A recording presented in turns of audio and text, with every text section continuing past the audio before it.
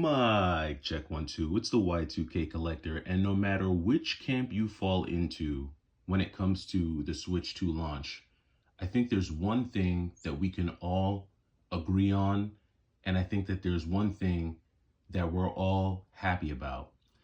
And it was the fact that scalpers took a serious L when it came to this launch. And that's huge. That's big. And a large part of that was due to Nintendo's preparation and commitment to ensuring that everyone who wanted a Switch 2 was able to get their hands on a Switch 2. And believe it or not, a lot of the pickups that you saw for the Switch 2 console were made by people who probably didn't expect to see it available in stores. Because to be quite honest with you, the day after the console released, there was plenty of stock available in stores all across the country.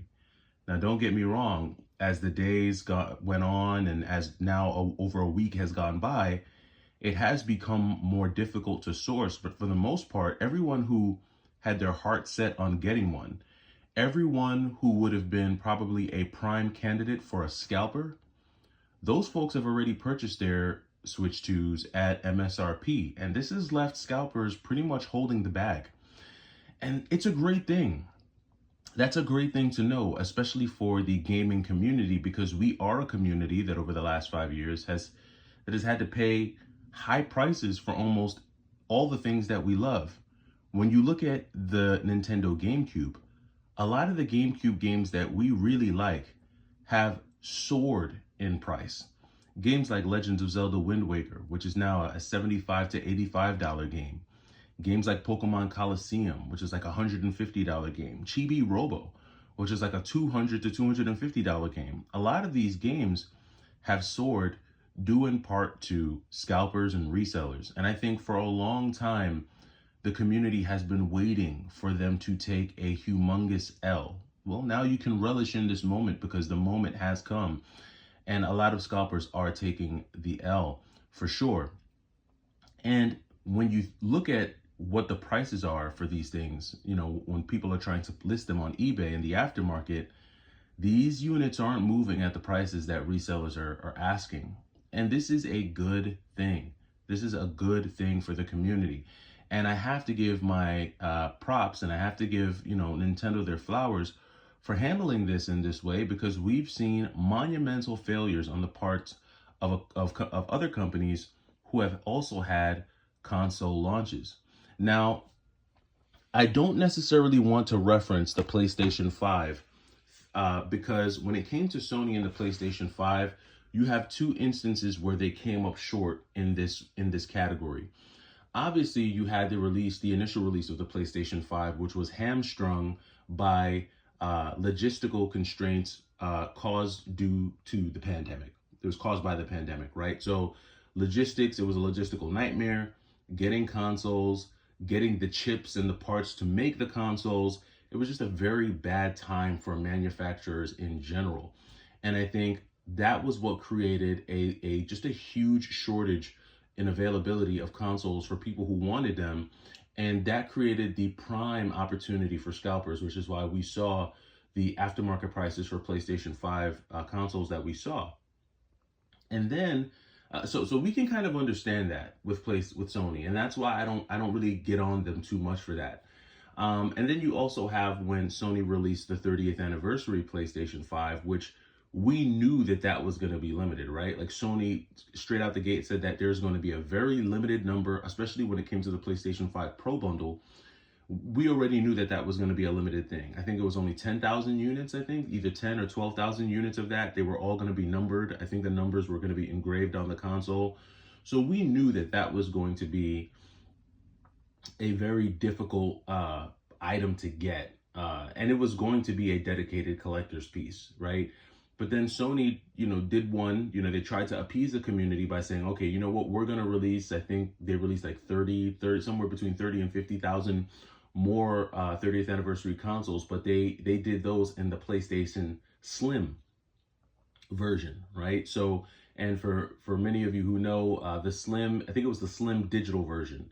So the digital version doesn't have a key component that all physical collectors really need, right? Which is a disk drive. If you collect physical games, getting a digital console really means nothing to you. Thankfully, in the case of the PlayStation 5, you can add on the disk drive after the fact. Even if you would have gotten just the 30th anniversary PlayStation 5 Slim, the good thing is that I think even in that bundle, they also give you a matching like 30th anniversary kind of like a console cover for the disk drive attachment. So if you do decide to add the disk drive to your PlayStation 5 Slim Digital and actually turn it into a console that can play physical disc-based games, you also got that 30th anniversary cover to kind of match the console, and you could do that after the fact.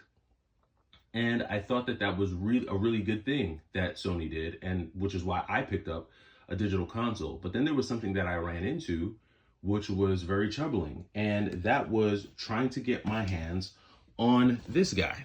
So it was very, very difficult for quite some time to get your hands on a disk drive attachment. Like finding these disk drives were very, very difficult.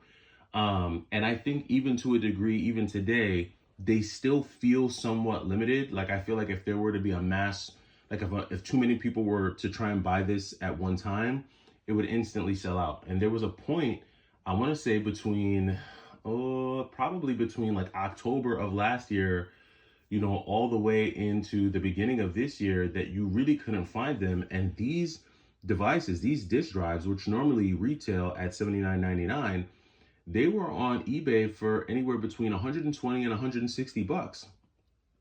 And if you really needed a disk drive, you were pretty much toast. You had to buy it because no GameStops had them, no Targets, no Best Buys. They were nowhere to be found.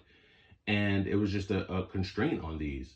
And that's what happens when, you know, there's peak demand and there's no availability. Scalpers always use that as an opportunity to just fleece and tax the gaming community.